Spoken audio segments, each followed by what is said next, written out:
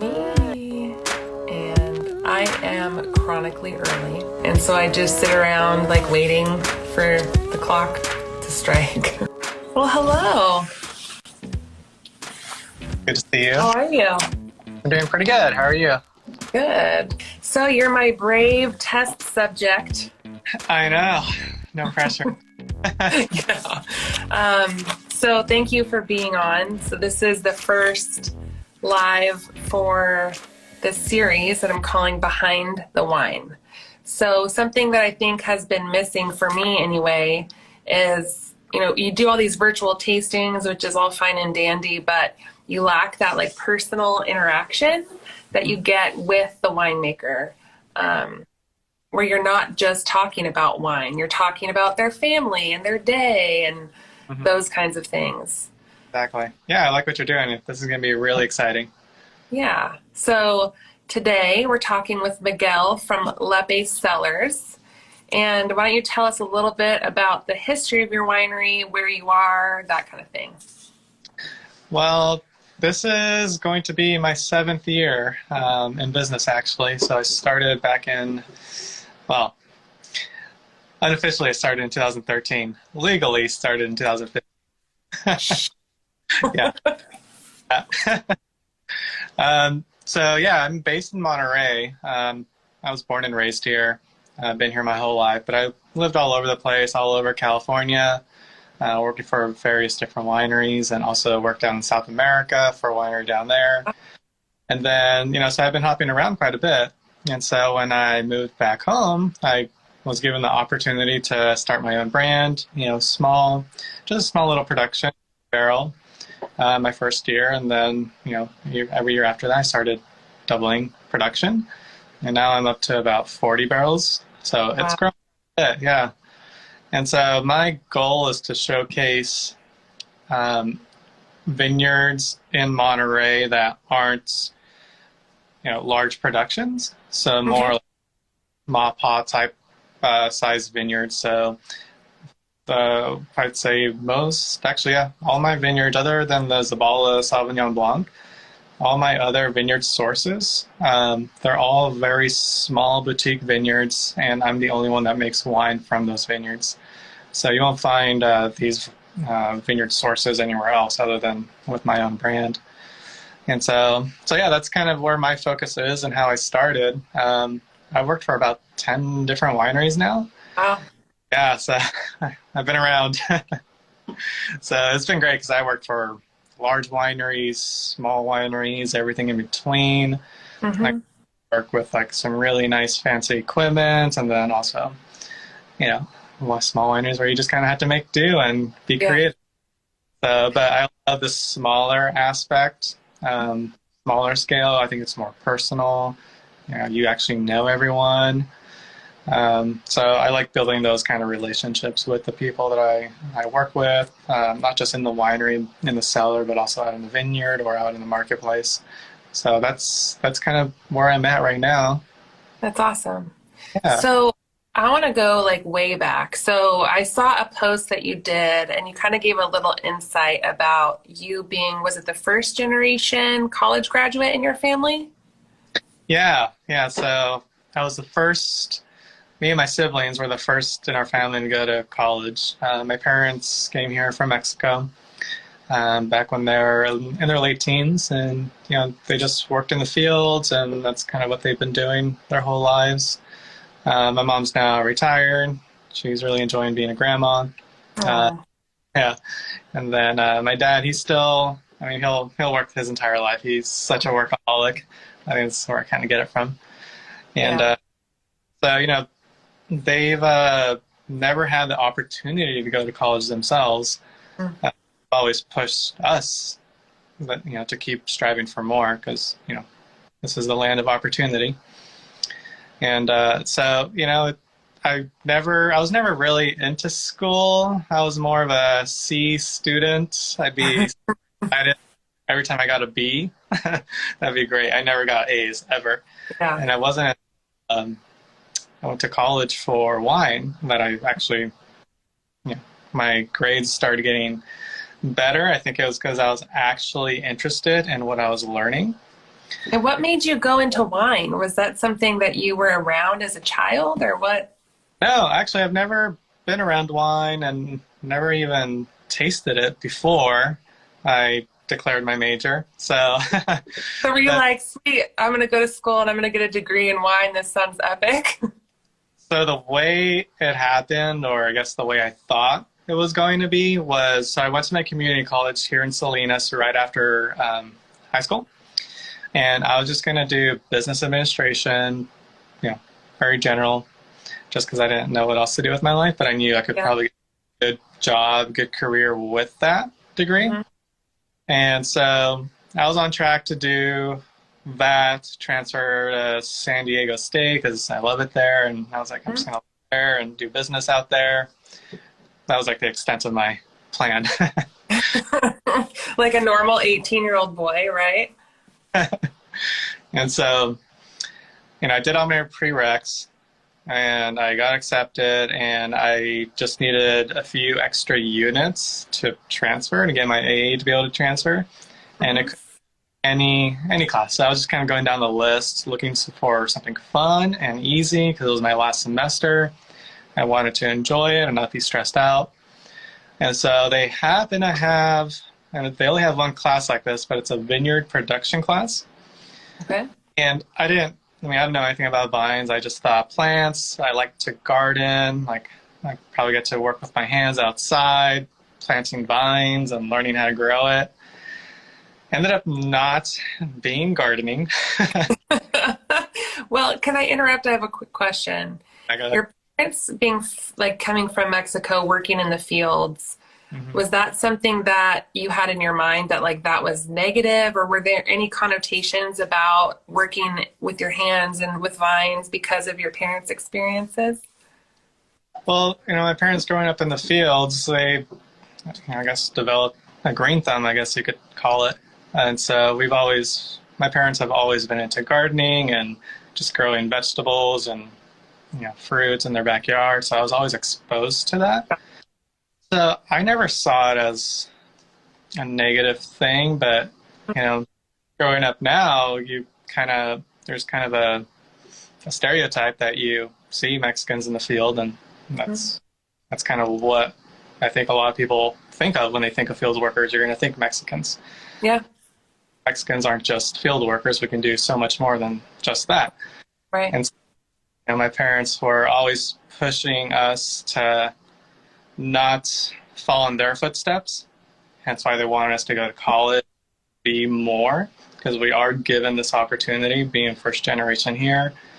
And, they've always kind of pushed us in that direction. Sure. So you take the culture class and you're not just in the vineyard. So it was actually taught by a vineyard, he was a plant geneticist from UC Davis. He was a visiting professor. And so it was way over my head. I never took science courses. I took basic biology in high school. This was way different. It was but the more I started to learn about it, I actually started to fall in love with it. And I think what really helped too was during this class, we took field trips to all the local wineries around Monterey, and it happened to harvest. So I got to see them crushing the grapes, working with the barrels, filling the barrels. And I just remember all the smells, all the smells from the oak, the fermentation, and just kind of walking through the cellar.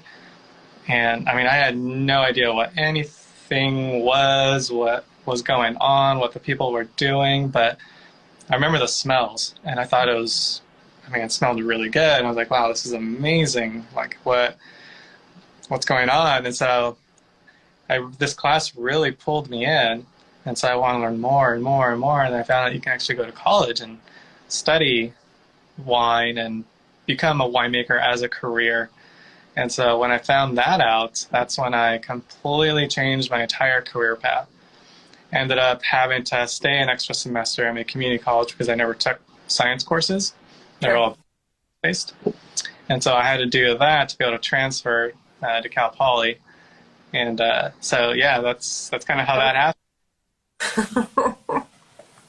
Yeah, so it was, You're younger than me, so I missed you. But yeah, I went there. yeah, go Cal Poly. Hmm. Yeah, so yeah, it happened to be by chance. That That's so. one class changed my entire career. And talk And about then time. I, excelling in school, like, did it help because you liked the course matter? oh yeah, for sure. Because the courses that I had to take that were not wine related, I never did well in them. Hmm. And then when it came to actual wine, whether it was the tasting courses, the viticulture, the winemaking, uh, all the science behind it, wine microbiology, I did so great in those courses because I was actually really involved and dedicated and want to learn as much as I can and gain as much experience. And the good thing about Cal Poly is you're required to do an internship while you're in school, so you actually get credit for it. And so I mean, I loved it so much, I ended up doing 2 internships, even though one. And then I would always go to the classes that I wasn't even enrolled in, but if they were wine, I just join in. The professor was super cool. He's like, just come on. Searching around, like, Yeah, so that's how serious I am about wine. that's really cool. I always tell people because I got a minor in wine and viticulture that they always think I'm like making a joke, like, "Oh yeah, so did I. I got a minor in tequila," and it's like, no, it's an actual like degree. Yeah, Yeah. I just drink wine. So was that your first memory of wine? Like, have you been around it at all as a child, or was it Yeah, literally that one course? literally that one course. That was my first memory. And I wouldn't even say wine really, because even while I was in that class, I never tasted wine. And I didn't even taste wine until I actually got to Cal Poly and took the wine tasting course. So that was your first taste of wine. Yeah, my parents never drank wine. Wine was never a thing that we had in our house. Um, What if you hated it? You're like yeah, majoring in. I'm probably a horrible winemaker. Yeah, right? But no, Well, so good that's thing really about it. have. I mean, so from college, it sounds like you went and worked for a bunch of wineries. Have there been any unexpected hurdles that you had to that you experienced that you didn't expect, or has it just been easy street? Um, well, I wouldn't say easy streets. As far as hurt, I mean, I'm fairly young in wine. I've been doing it for. I mean, I'm only 33. I don't have like decades of experience, but I've been doing this for at least 10 years now. Yeah. 6 going on 7 years for myself. Um, as far as hurdles go, I'd say when it came to starting my own business, I mean, that was the biggest hurdle. Because I Was it don't.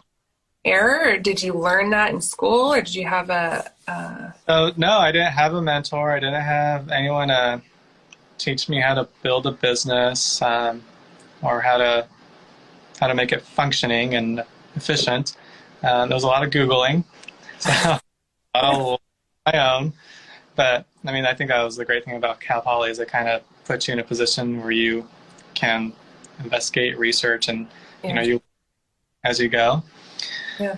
That's kind of how it's been for me. I was really fortunate to be the assistant winemaker at Lepe Cellars here near Monterey.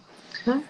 My employer, like, he didn't charge me anything to make my own wine. I just had to provide my own supplies, my grapes, Right. my barrel, all my bottling, packaging. And so that was the only reason why I was able to actually start my brand, because I mean it's a lot of money, Yeah. and money, and first generation, my parents couldn't give me anything other than the support and the encouragement. Hmm. And so I was really fortunate to be in that place. But yeah, I mean, it was a lot of trial and error. I definitely made my mistakes. And so that, you learn from them and you keep Hmm. growing. I believe I'm on the right track. It's been growing ever since. And what is your current case production? I'm at about 500 cases. Yeah. And are you selling out every year or? I'm growing every year, at least by 100 or 150 cases. So I'll probably increase dramatically this next harvest by another 300 cases. Yeah.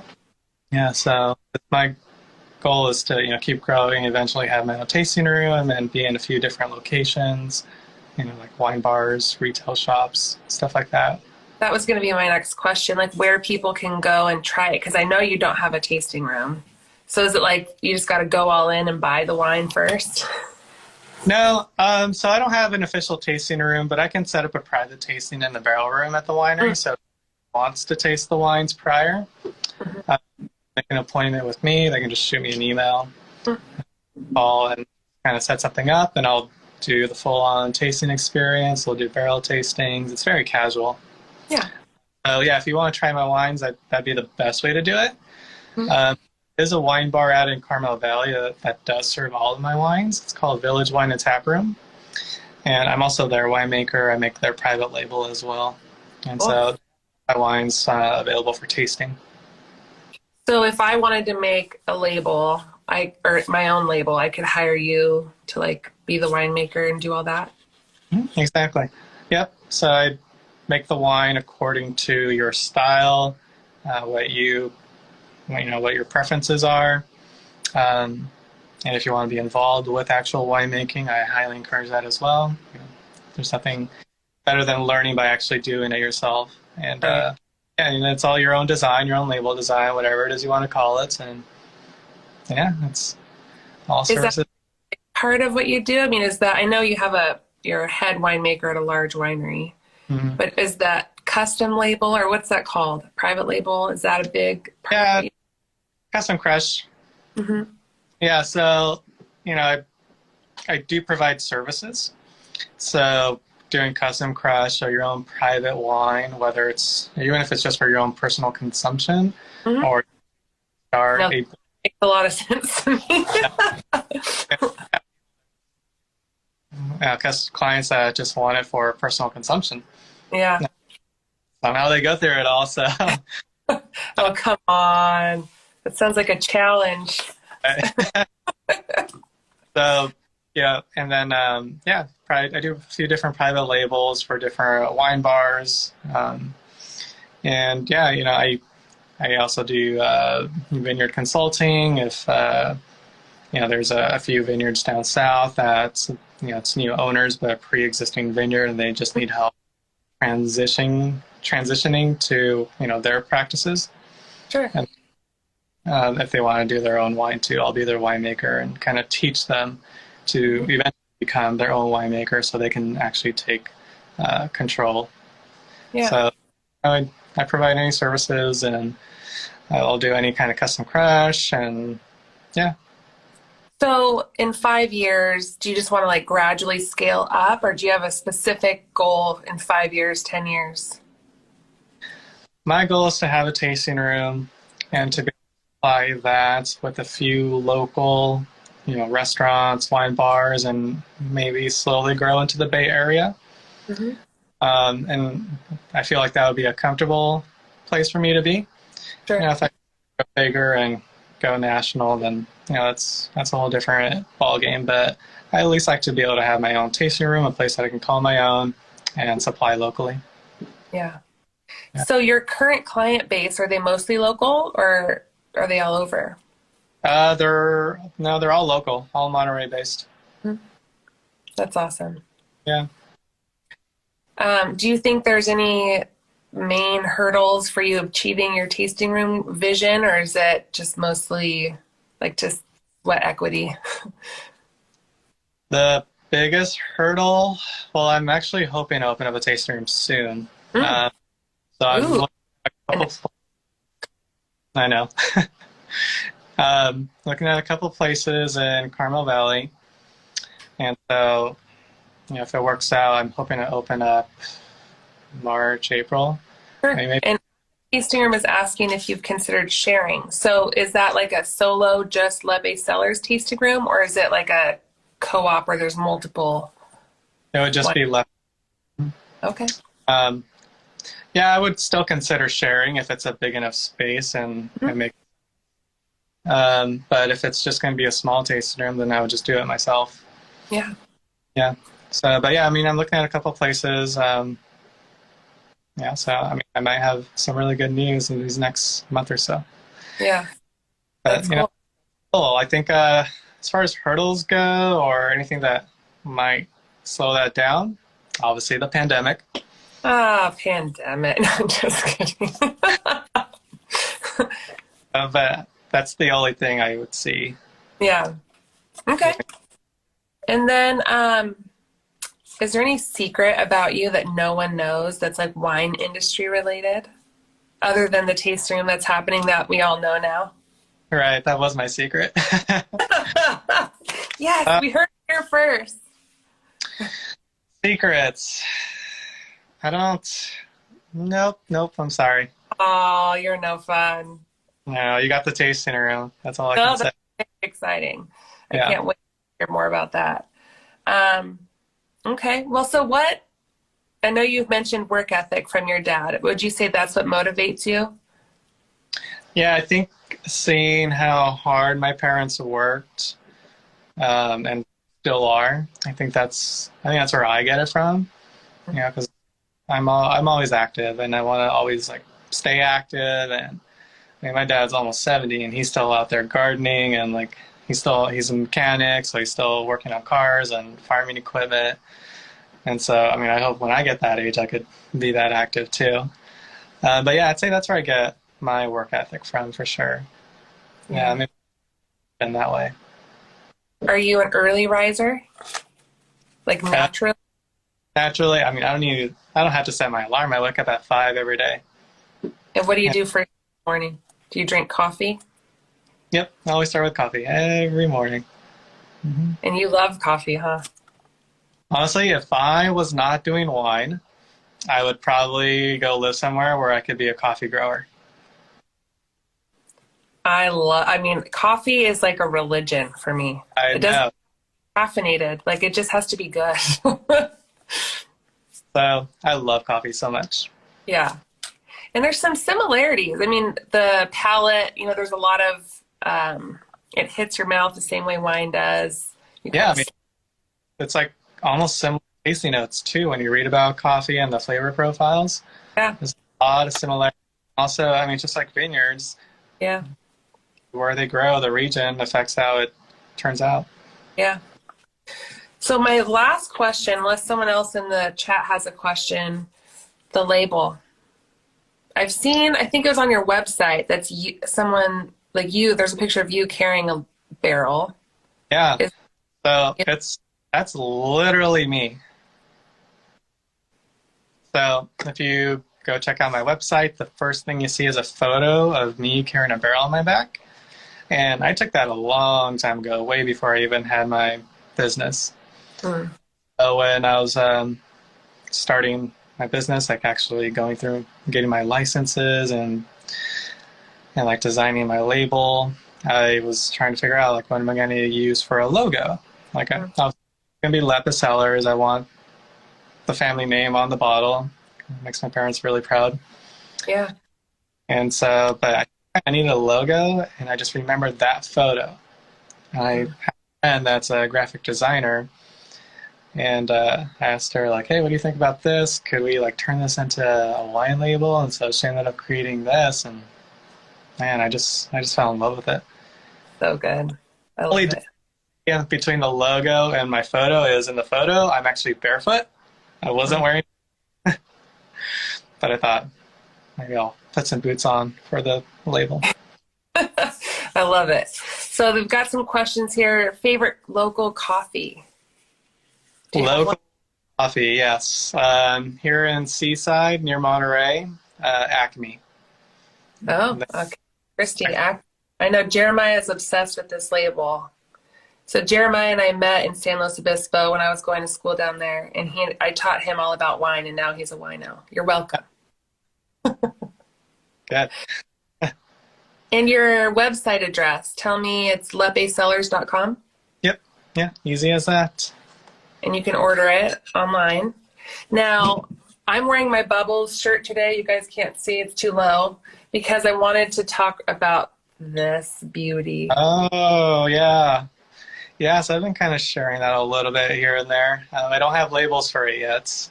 So that's pet nat, so Pétillant naturel. So it's Say that one more time lower. The first word I always forget. Pétillant. Pétillant. Yep, naturel. And it's a sparkling wine, and it's unfiltered, so still a slight haze to it, but it's a different style. It's also 100% Sauvignon Blanc. So it's really unique in flavor profile. Really bright acidity, really small, fine bubbles. It's already bottled. I'm hoping to release it by February. Yeah, so that's something exciting to look forward to. Really small production. It was only a barrel, but they're smaller bottles. I ended up with about 30 cases. So it's going to go quick. I know. And so why Sauvignon Blanc? It really surprised me when you said that. Yeah, I thought Sauvignon Blanc would make a really unique sparkling. Sauvignon Blanc that I source from Zavala Vineyard. The acidity is just amazing. It's always comes in with really low pH, so super high acid, which makes perfect for Sauv Blanc. That's exactly what you need. That's why they harvest, Champagne, why they harvest so early, because they need to retain that acidity. Sure. Kind of like the same concept, just we're working with a different variety. Yeah. Pet Nat's having a comeback. It's a single fermentation. You stop it before it finishes. Well, you don't stop it. You bottle it before it finishes. So then... Yeah. It's different than traditional champagne method where, they make the still wine and then they'll add sugar and yeast to get that secondary fermentation. And then the bottle ages forever. And then for the Pet Nat, it's literally during the first fermentation, we just bottle it and then it's done. Yeah. Yeah. It's I guess a more natural way of making sparkling. We're not adding sugar to it. It's just whatever the sugar already present from the grapes. Yeah. Tina is saying, I love your Zen, and I do too, Tina. That Zen, I've literally had it in every scenario with candy corn, pizza, meat by itself. It's good all the time. His Zen is a very, very nice style. That is my most popular one. That one is hard to hold on to. Like, I'm already pouring the 2019s. Yeah. So I think I need to... Isn't your favorite the Petit Verdot? It is, yeah. I love Petit Verdot. Yeah. Yeah, so I have 2 new varieties coming out. Ooh, what are those? So my Cabernet, that'll be released early spring. And then I also made Vermentino this year. Ooh. So a bright Italian white, really nice. I always like to do every year. So this year it was a sparkling and then the Vermentino. Very cool. Well, I'm excited. Yeah, so that's always forward to, because I have my regulars like the Zen, Petit Verdot, Chardonnay, but then I always add something new to the lineup. Yeah. I'm excited to watch your career. I know you're going to do really cool things. You already are. Thank you very much. I so appreciate you coming on. Looks like we're good. Yeah. All right.